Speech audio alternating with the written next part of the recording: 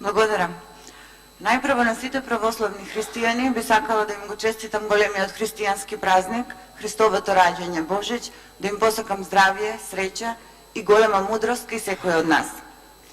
Денес пред нас имаме предлог закон за изменување и дополнување на Законот за студентски стандард, со кој се врши изменување и дополнување на членот 49 од Законот за студентски стандард во насока на воведување на нов тип на студентски стипендии за студентите запишани на студиски програми на високообразовни установи за образование на наставен кадар во предучилишно воспитание, основно и средно образование. И како што слушнавме и од министерот, заменик министерот, целта на ова законско решение е да се мотивираат завршените средношколци кои што имаат постигнато високи резултати да го продолжат своето образование на факултети кои реализираат студиски програми за образование на наставен кадар во предучилишното воспитание, основното и средното образование, со што секако би се очекувало подобрување на квалитетот на образованието преку обезбедување на квалитетен наставен кадар во сите нивоа од образовниот систем. И дотука се е добро.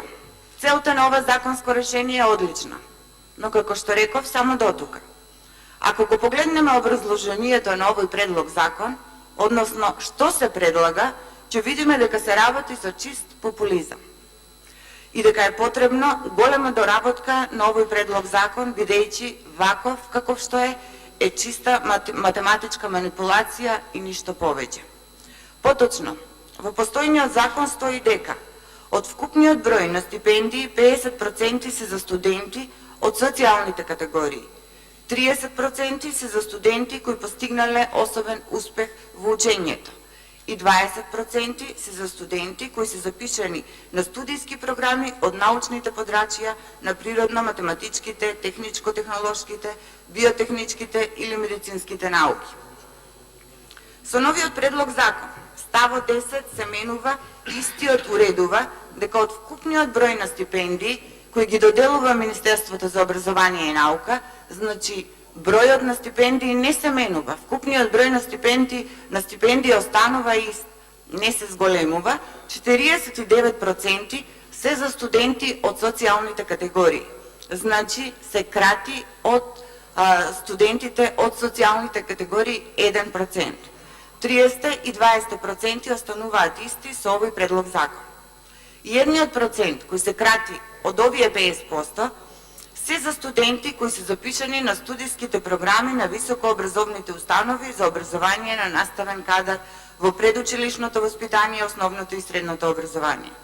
Што значи, цел предлог закон, кој го представувате како најголемо достигнување, е всушност кратење 1% од студентите од социјалните категории и истите тие се пренаменуваат, што значи станува збор за чист популизам од истите оние кои најмногу ветуваа за младите кои ќе дојдат на власт.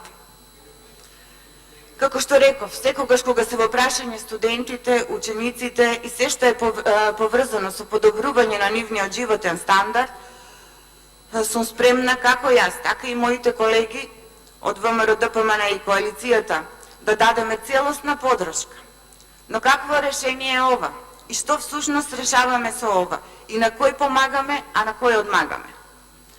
Толку многу им ветувавте на младите, а што денес правите за нив?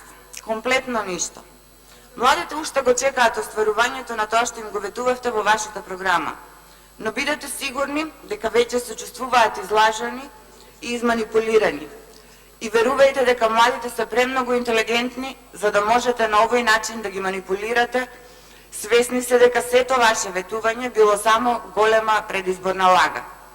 Додека бевте во опозиција, не испуштавте прилика да потенцирате дека младите ви се најважни, дека ќе изградите нови студентски домови, дека ќе им ги подобрите условите за живот, дека ќе воведете гаранција за млади, со која идеално за сите млади по завршувањето им се гарантира или вработување, или дообразување, или преквалификација.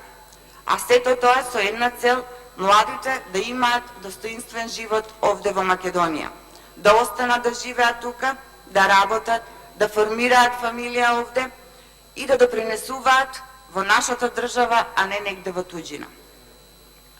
Како што реков, сето ова е идеално за сите млади, но за жал, денес, по 1,5 година од вашето владење, младите уште повеќе ни заминуваат, и тоа веќе не само младите, туку цели фамилии заминуваат во странство и својата подобра иднина ја бараат некаде надвор од Македонија, може би од премногу живот во Македонија, но сето е жално, тоа што ни се случува е премногу жално. Гаранцијата што ја ветувавте нигде ја нема, а студентските домови се во катастрофална состојба. Секојдневно гледаме како студентите се жалат дека нема топла вода, нема грејење, храната е далеку од тоа што треба да биде, односно да ги задоволи потребите на еден млад и здрав човек. Многу ветувавте, како што реков и колегите пред мене го кажаа тоа, нема да се повторам, во вашата програма за работа на владата, во планот за живот на Македонија, че изградевте студентски град со 7 звезди, но ништо од тоа. Со буџетот за 2019 година кратите од младите и од студентите, и тоа многу. И после сето ова, наместо да носиме закони со кои ќе ги мотивираме младите, кои ќе им го подобрат животот и нивниот стандард, вие повторно со популизам. За крај само ќе ви порачам. Не ги подценувајте младите. Тие се нашата интелигенција. Ви благодарам. Ви благодарам. Реплика пратеничката Тасевска Лидија, повелете. Благодарам, подпредседателе. Почитувани представници од Министерството за образование и Министерството за финансии, почитувани колеги пратеници, почитувана колешке Честојнова, не треба да бидете воопшто загрижени, бидејќи се работи за добро и прифатливо законско решение на кое му треба нашата поддршка. Образованието е столб на секое општество и оттука мора внимателно и обмислено да се работи за неговото реформирање. Ова законско решение е прилог во однос на овој процес. И колешке, воопшто не се работи за популизам. Квалитетни, стручни, мотивирани наставници не се добиваат одеднаш со инстант решение, туку преку константен процес на кој ќе се работи во континуитет. Ветувавме, точно е, меѓутоа и работиме многу посветено на сите наши ветувања. Жал ми е што вие вашата дискусија одстапивте од конкретната тема, само да ве подсетам дека за 3 пати повеќе се зголемува социјалната помош во буџетот за ова 2019 година, со тоа што навистина паѓаат во вода вашите тези дека со тоа кратиме од оние кои што се социјално ранливи категории. Благодарам. Ви благодарам. Контрреплика пратеничката Честојнова, Павлинче, повелете. Благодарам, колешке, на репликата. Мораме да бидеме загрижени кога, како што реков, се работи за нашите млади, за нашата иднина. Пак ќе речам, целта е добра. Значи, потикнување да се запишуваат студенти со крајна цел квалитетен наставен кадар. Меѓутоа, кој е начинот? Од каде зимаме? Ние зимаме од социјално ранливи категории. Една колешка предходно од Социјалдемократскиот сојуз рече дека станува збор за социјалните категории 1500 студенти кои ги зимале тие стипендии. Значи се работи за 15 студенти, така? Па зошто? Треба доколку има можност, а гледаме дека има, овој буџет беше мегаломански, беше најголем буџет до сега. Значи да овозможиме нови стипендии, а не да кратиме од веќе постоечките. Тоа е целта. Благодарам.